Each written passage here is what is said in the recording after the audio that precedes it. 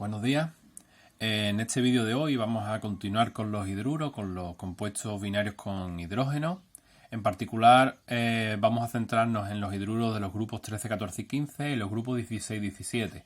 Estos son los que reciben el nombre de hidruros no metálicos, porque vamos a utilizar únicamente elementos no metálicos como elemento acompañante del hidrógeno en este caso, ¿vale? Bueno, al igual que hemos hecho con los hidruros metálicos y con el resto de compuestos que hemos visto hasta el momento, veremos la nomenclatura que se utilizan y cómo obtener las fórmulas a partir de ellos, ¿vale? Bueno, los hidruros no metálicos de los 13, del grupo 13, 14 y 15 está compuesto por la siguiente combinación. En primer lugar tenemos un no metal que tiene un número de oxidación positivo, mientras que tenemos luego el hidrógeno que actúa con número de oxidación negativo. Hasta el momento esto no difiere mucho de los hidruros metálicos, es decir, siempre era un positivo y el negativo que era el hidrógeno con -1. En este caso la nomenclatura que vamos a ver van a ser completamente similares, pero con la adición de una nueva que es la nomenclatura tradicional. Por eso estos compuestos tienen una categoría adicional, ¿vale? Bueno, vamos a empezar en primer lugar a obtener lo que sería el nombre a partir de las fórmulas, ¿vale? Bueno, repito lo que he dicho, vamos a utilizar tres nomenclaturas. La nomenclatura es sistemática, stock y tradicional. La sistemática y stock van a ser exactamente igual que hemos visto en los hidruros metálicos. La única que va a cambiar y que va a ser diferente sería la tradicional. Recuerdo que la nomenclatura sistemática, en este caso para este compuesto de boro y de hidrógeno, se obtiene utilizando unos prefijos, que esos prefijos, ¿vale?, los utilizamos para hacer referencia a los números que tienen la fórmula. En este caso, como tiene un 3 al hidrógeno, podremos empezar escribiendo este compuesto como si fuera trihidruro de, y el boro, que es el otro elemento, que no lleva ningún número, por lo tanto no lleva prefijo, ¿vale? Trihidruro de boro. Esa sería la primera nomenclatura, que es la que llamamos nomenclatura sistemática. En el caso de este compuesto de aquí, pues ahora podríamos hacer lo mismo. El prefijo de 4 es tetra, pues sería tetrahidruro de carbono.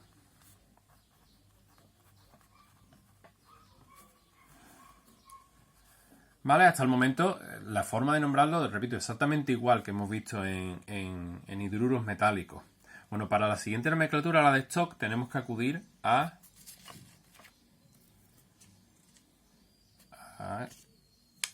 no, lo vamos a hacer así directamente, ¿vale? Mejor. Vamos a acudir a lo que sería el número de oxidación. En este caso, el hidrógeno tiene número de oxidación -1, porque está situado a la derecha, repito, y porque es un hidruro al fin y al cabo, ¿no? Y entonces su número de oxidación es -1. Y el boro, si lo mirásemos en la tabla, sería +3, ¿vale? Es el único número de oxidación que tiene. El boro tiene únicamente +3. Entonces, +3 sería aquí, ¿vale? Luego, esta nomenclatura escribiremos en números romanos lo que sería su número de oxidación. Tenemos hidruro de boro. En números romanos el 3. Bien, he comentado que es el único número de oxidación y realmente tanto el prefijo como el número de oxidación en números romanos realmente podrían omitirse, efectivamente. Sin embargo, hago especial hincapié en esto porque estos compuestos son un poco diferentes, un poco especiales. Entonces, bueno, ¿podríamos decir hidruro de boro y sabríamos que este compuesto? Pues sí, exactamente. Pero bueno, en este caso en particular prefiero hacer esta distinción para sobre todo repasar un poco y recordar los números de oxidación, ¿vale? Bueno, en el caso de este compuesto de aquí, de CH4, bueno, el hidrógeno vuelve a tener -1, por lo tanto -4. El carbono, sin embargo, tiene +2 y +4, que en este caso vamos a utilizar el +4 porque es el que hace que al final se cumpla esta igualdad. -1 por 4, -4, 4 por 1, 4. Y se cumple. Eso implica de que nosotros tenemos aquí el hidruro de carbono 4. ¿Vale? Y estaríamos con la nomenclatura stock. Bien, la última nomenclatura es la nomenclatura tradicional.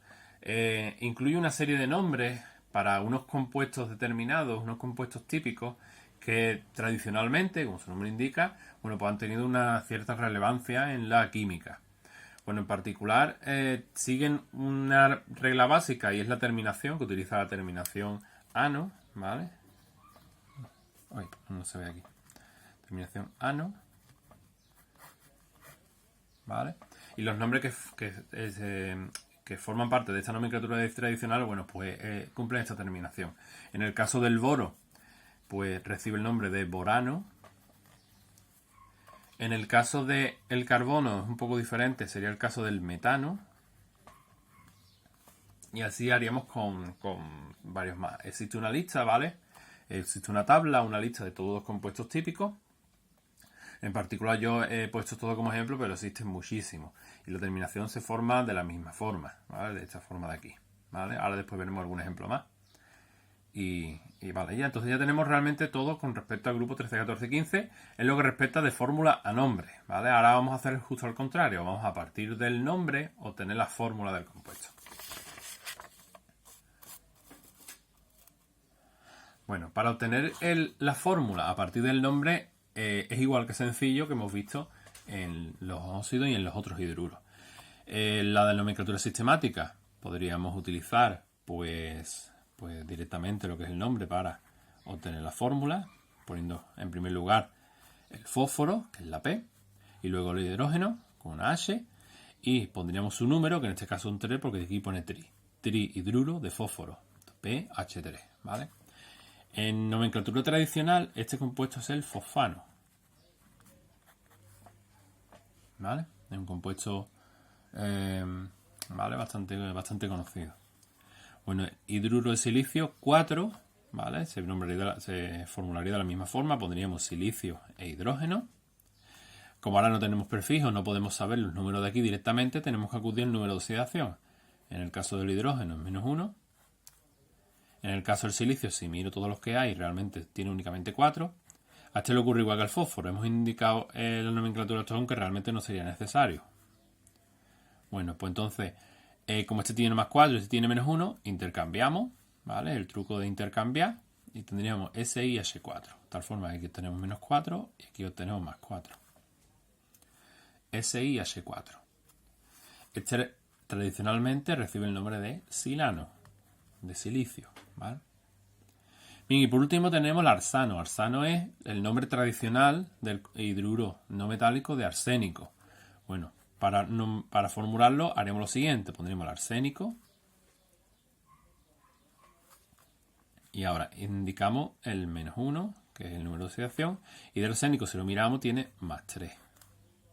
Cuando lo intercambiamos, obtenemos este número de aquí. Este sería el arsano, ¿vale? Que hemos visto. Bien, el arsénico realmente tiene más valencia, más número de oxidación, ¿vale? Tiene +3, tiene +5, etcétera, ¿vale? ¿Cómo sé yo que el arsano es con el +3 y no con el +5? Porque es así, ¿vale? Es decir, el compuesto con 5, ASH5 diríamos, creo que no existe. Entonces, teniendo en cuenta que el único que existe es el de +3, bueno, pues se utiliza su número de oxidación, ¿vale? Los nombres tradicionales, aunque se pueden extraer directamente de la fórmula, es bueno que muchos de ellos pues lo memoricéis, ¿vale? Es decir, que a lo mejor razonar un poco lo que serían los nombres de tradicionales, bueno, pues no siempre es lo más viable. Entonces, os viene bien aprenderlo de memoria. Es una lista bastante corta, son 7 u 8 como mucho, es decir, que no son muchos. Entonces, bueno, y realmente si os fijáis las fórmulas son muy similares, así que no reviste complicación.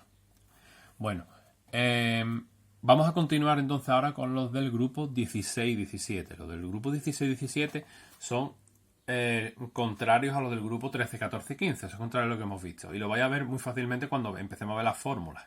En los grupos 16 y 17, los elementos que forman parte de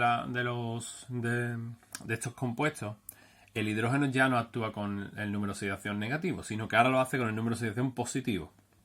Esto tiene una explicación y es que los elementos que forman parte de esta serie de compuestos, los no metales, diferentes del hidrógeno, son más electronegativos, lo que se llama, son más electronegativos que el hidrógeno.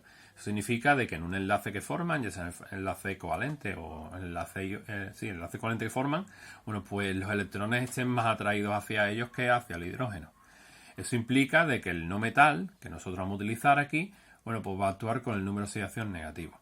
¿vale? Entonces estos hidruros, como os he comentado, es la combinación entre hidrógeno, esta vez con su número de oxidación positivo, que es +1, y el no metal que va a actuar con el único número de oxidación negativo que tenga, ¿vale? Recuerdo que cada no metal tiene su propio número de oxidación. Bueno, ¿cómo obtener el nombre de la fórmula? Bueno, aquí en este caso no vamos a ver 3 nombres, sino vamos a ver únicamente 2. Vamos a ver en primer lugar el de la nomenclatura sistemática, el de los prefijos, y después una tradicional que es muy sencilla, ¿vale? De poner. Os voy a poner aquí directamente los números de oxidación de los no metales para que lo tengamos aquí a mano. Y a partir de aquí ya vamos a poder sacar los nombres. Bueno, a partir de la fórmula tenemos aquí un ejemplo HF, ¿vale? Donde tiene hidrógeno y tiene flúor, ¿vale? Voy a subir un poco. Tenemos hidrógeno y flúor. Entonces, para nombrarlo de derecha a izquierda. ¿Cómo lo nombramos? Bueno, pues empezaríamos viendo los prefijos que llevan. Si fijáis, no tiene ningún número, por lo tanto hay que especificar el prefijo para esos casos, que es el mono. Y de derecha a izquierda empezaríamos con flúor, ¿vale? Pues sería monofluoruro. Es decir, tenemos que añadir la terminación uro al nombre que tenemos. Fluoruro. Entonces, con el mono delante, monofluoruro de hidrógeno. Y este sería el nombre sistemático. En este otro ejemplo de aquí haríamos lo mismo. El azufre, ¿vale? El azufre, bueno, vemos que tiene un 2 aquí, aquí no tiene nada, entonces no ponemos aquí ningún prefijo. El azufre, cuando le añadieron la terminación uro, no sería azufruro, sino que sería sulfuro, ¿vale? Viene de la raíz latina o griega, no sé, de sulfur, ¿vale? Que es su nombre.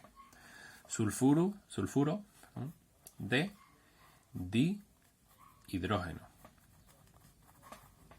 ¿Vale? Este di por este 2 de aquí. Sulfuro de dihidrógeno. ¿Vale? Esta sería la nomenclatura sistemática. ¿Cómo obtenemos la nomenclatura tradicional? Bueno, pues la nomenclatura tradicional acude a su carácter ácido, ¿vale? Estas sustancias que tienen hidrógeno, estos compuestos, tienen un carácter ácido. El carácter ácido es una característica de determinados compuestos que tienen una cierta tendencia a compartir, a soltar, por así decirlo, protones en forma H+, ¿vale? Es decir, que realmente los ácidos tienen hidrógeno, ¿vale? Es una explicación muy sencilla y muy básica. Evidentemente el concepto de ácido es mucho más complejo, pero para que lo entendamos así a bote pronto, los ácidos son estas sustancias que tienen hidrógeno y que, bueno, pues que lo ceden para hacer una serie de reacciones, o las reacciones que llamamos de ácido-base. Bueno, en particular este de aquí es el que se llama el ácido, porque lleva ese hidrógeno de aquí, fluorhídrico. ¿Vale? Cuidado a la hora de escribir esta palabra, en este caso fluorhídrico, siempre se forma con lo que es la primera parte, que es el nombre del no metal, flúor en este caso, y después hídrico, pero hídrico con H. Aquí hay una H intercalada, en este caso entre la R y la I, ¿vale? Que esa hay que tenerla en cuenta. Ácido fluorhídrico. Este sería su nombre. Aquí no es necesario añadir ni prefijos, ni números romanos, nada. Directamente hacer la nomenclatura tradicional, bueno, pues este nombre ya está. Para formar este mismo nombre para este compuesto de azufre, sería lo mismo. Empezaríamos con la palabra ácido. Y ahora empezaríamos con la segunda parte del nombre. En este caso, como es azufre y su raíz es sulf, ¿no? Pues pondríamos sulfídrico. Siempre intentando formar el nombre, ¿vale? Para que suene bien. Es decir, no pondríamos sulfuhídrico, sonaría un poco raro. Sulfurídrico tampoco, directamente sulfídrico, ¿vale? Bueno, esto sería como tener el nombre, los dos nombres a partir de la fórmula. Al contrario, sería un poco más sencillo. Si nosotros tenemos este ejemplo de aquí, el selenuro de dihidrógeno, en primer lugar, nosotros pondríamos los dos elementos, tenemos el hidrógeno y tenemos el selenio, y únicamente ponemos los números que nos indiquen los prefijos. En este caso el selenio no lleva nada, pero el hidrógeno sí lleva un 2. H2SE. En el caso de la nomenclatura tradicional es un poquito más complejo. Tenemos el ácido bromhídrico. Ya sabemos que como es un ácido va a tener hidrógeno. Y después también tiene bromo. Y ahora tenemos que fijarnos en los números de oxidación. El hidrógeno, como está a la izquierda, va a utilizar su número de oxidación positivo, el +1. Mientras que el bromo, como está a la derecha, si lo miramos aquí en la tabla, tiene -1. El bromo tiene -1. Utilizaríamos.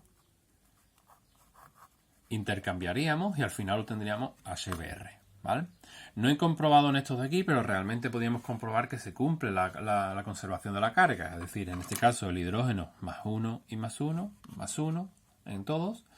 Y el número el elemento de la derecha con número de oxidación negativo. En el caso del flúor, -1, que es el único que tiene. El azufre, que es -2. Y el selenio, que también es -2. ¿Vale? Y ya los demás sería completamente igual. ¿Vale? Bueno, espero que hayáis entendido estos ejemplos, este tipo de compuestos. Hemos terminado ya con los compuestos binarios con hidrógeno, ¿vale? Pasaríamos lo siguiente a sales binarias. Así que, bueno, ya sabéis que cualquier duda que tengáis, pues que me la hagáis sin ningún tipo de problema. Y nada, despedirme así. Hasta luego.